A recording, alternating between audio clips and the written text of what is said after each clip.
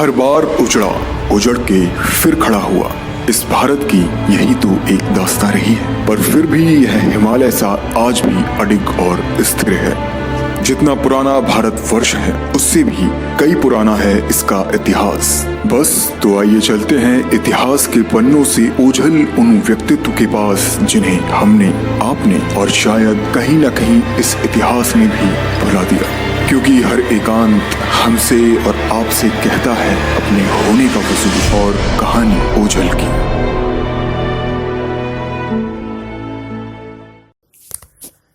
नूर इनायत खान, ये नाम है उस महिला जासूस का जिसके सम्मान में साल 2019 में ब्रिटेन में ब्लू ब्लॉक का ऐलान किया गया था। नूर इनायत ने ब्रिटेन के लिए जर्मनी के कब्जे वाले फ्रांस में जासूसी की थी। 1 सितंबर 1939 से द्वितीय विश्व युद्ध की शुरुआत हुई। जर्मनी की सेनाएं जब पोलैंड में दाखिल हुई तो फ्रांस और ब्रिटेन ने जर्मनी पर युद्ध का ऐलान कर दिया। इस युद्ध के शुरू होने के साथ और उससे पहले दुनिया के अलग अलग हिस्सों में जंग के हालात थे। एशिया और यूरोप कई वजहों से जंग में लड़ रहे थे।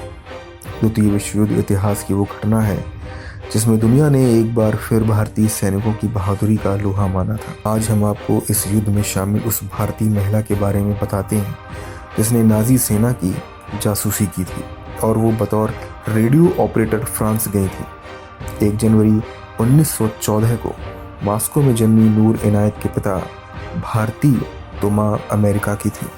उनका जन्म भारत के एक राजघराने में हुआ था। उनका परिवार पहले रूस में रहा, फिर ब्रिटेन और फिर फ्रांस में बस गया। फ्रेंच भाषा पर पकड़ होने की वजह से उन्हें द्वितीय विश्व युद्ध में भेजा गया था।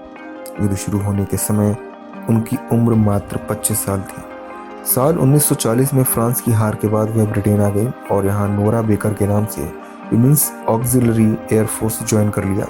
यहाँ उन्होंने वायरलेस ऑपरेटर के तौर पर ट्रेनिंग ली। उनकी भाषा और टेक्निकल स्किल का फ़ायदा तब हुआ जब उन्हें 1943 में स्पेशल ऑपरेशंस एग्जीक्यूटिव के फ्रांस सेक्शन में लगाया गया। नूर पहली महिला रेडियो ऑपरेटर थी जिन्हें नाजी अधिकृत फ्रांस में भेजा गया था। जीन मैरी रेनियर के नाम से वह बच्चों के नर्स के तौर पर तैनात की गई थी। उनका कोड नेम मैडलिन था। वह लंदन तक जानकारियां पहुंचाती थी और मैसेज रिसीव करती थी। फ्रांस में ब्रिटेन के लिए जासूसी करने में उन्हें कई खतरों का सामना करना पड़ा, लेकिन नूर वापस नहीं आई। यहाँ तक कि उनके नेटवर्क के सभी एजेंट गिरफ्तार हो गए, लेकिन नूर पीछे नहीं हटी। 13 अक्टूबर 1943 को फ्रांस की महिला के धोखा देने पर उन्हें गिरफ्तार कर लिया गया। उन्हें कई यातनाएं भी दी गई, लेकिन उन्होंने कोई जानकारी नहीं दी। उन्होंने भागने की कोशिश की, लेकिन पकड़े जाने पर उन्हें बेहद खतरनाक बताकर अकेले काल कोठरी में डाल दिया गया। साल 1944 में उन्हें दखाऊ कंस्ट्रक्शन कैंप में भेज दिया गया। 13 सितंबर 1944 की सुबह उन्हें सिर के पीछे गोली मार दी गई। आखिरी वक्त में भी जब जर्मन सैनिकों ने अपने हथियार उठाए तो नूर का आखिरी शब्द लिबरेट यानी आज़ादी था।